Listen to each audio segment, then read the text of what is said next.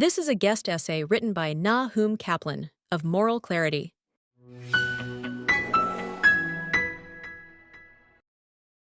There is nothing worse than a socially awkward act.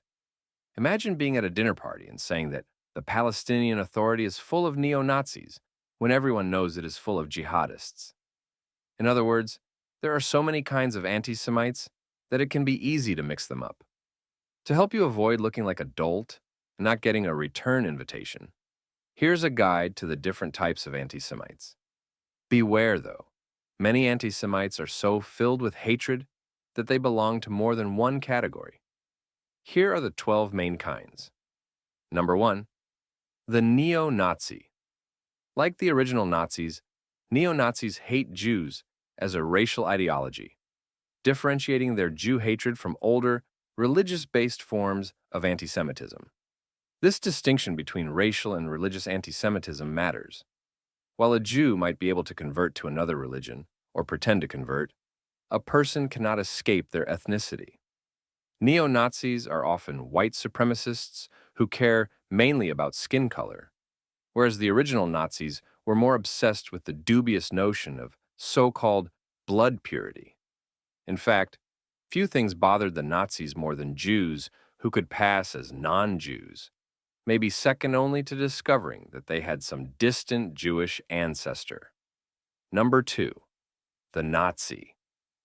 Old-time Nazis are back. The alternative for Germany party-winning power in the eastern state of Thuringia shows that you cannot keep a bad idea down. German law makes expressing far-right anti-Semitism difficult. So the alternative for Germany's focus is on Germany's 5.5 million Muslims, especially immigrant ones, rather than its 110,000 Jews. Anti-Semitism, in the form of quote-unquote anti-Zionism, is prevalent among German Muslims, but I am betting the irony of them now finding themselves the target of Nazi hatred is wasted on them. Number 3, the conspiracy theorist. They believe that Jews control the banks, media, government, and, my personal favorite, the weather. Psychologists tell us that conspiracy theories are an anxiety disorder. Unable to cope with the world's chaos and uncertainty, they draw comfort from thinking that someone is in control behind the scenes running it all. Conspiracy theories also provide a scapegoat for all that is wrong with the world and in the theorists' lives. Personally, I have no objection to there being a secret Jewish cabal running the world. What bothers me is that I have not been included in it. Does anyone know how I can join? I am a self-starter and keen to learn. Number 4, self-loathing Jews. This tiny minority of Jews are psychopaths who deserve no time spent on them. They are profoundly uninteresting. Number 5, the Islamist/jihadist. Islamists suffer a particular derangement. They want to build a caliphate that will look something like the horror show that was the Islamic State of Syria and Iraq, also known as ISIS, and they find that desirable. Besides wanting everyone to convert to Islam and to kill or enslave those who do not, Islamists believe that paradise is assured if they die a martyr pursuing this cause.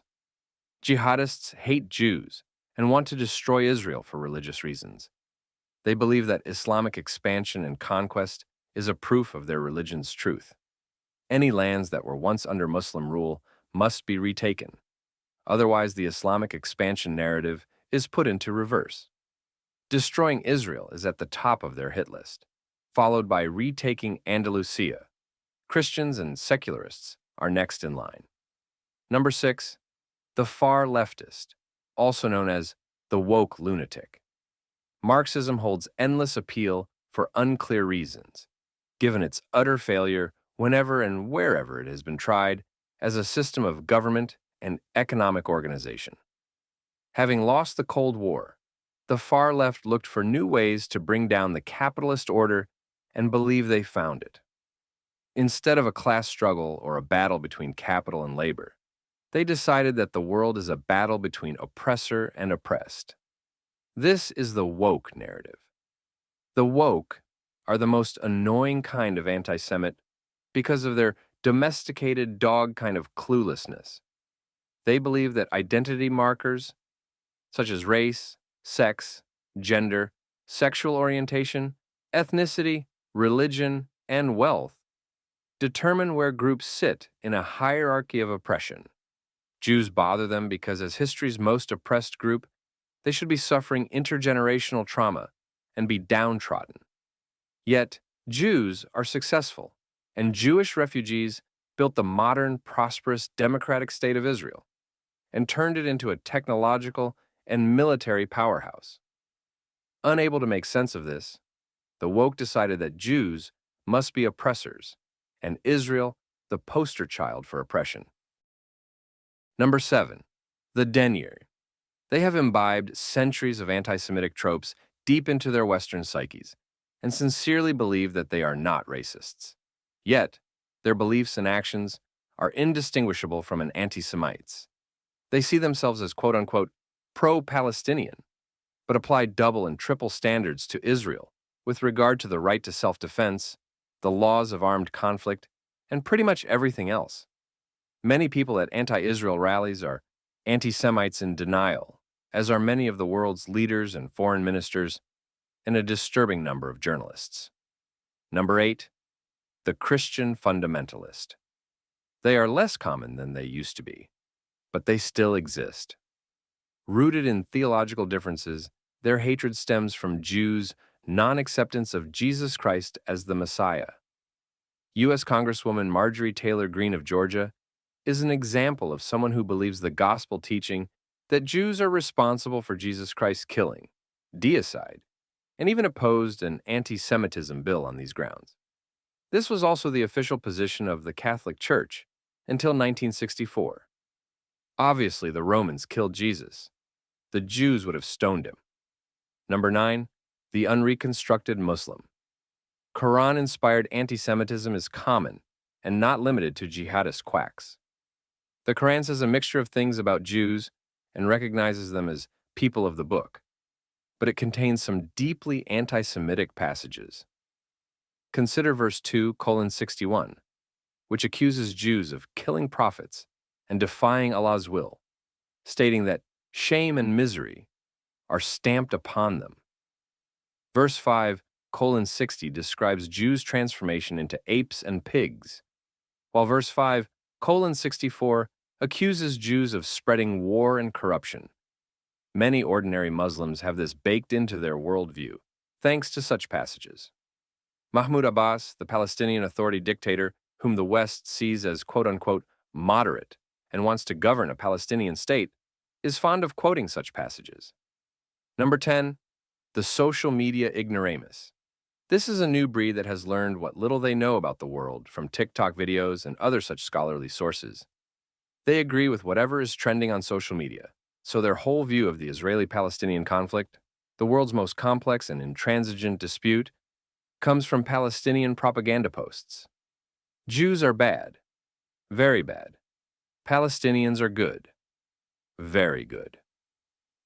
Number 11. The virtue signaler. True social primates.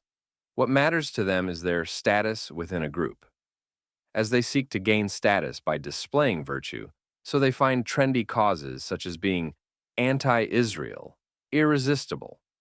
Doing or being good matters less than being seen to be good. It is why they do things that grab headlines, like waving stupid banners at protests, which make no difference to a conflict on the other side of the world that they do not understand.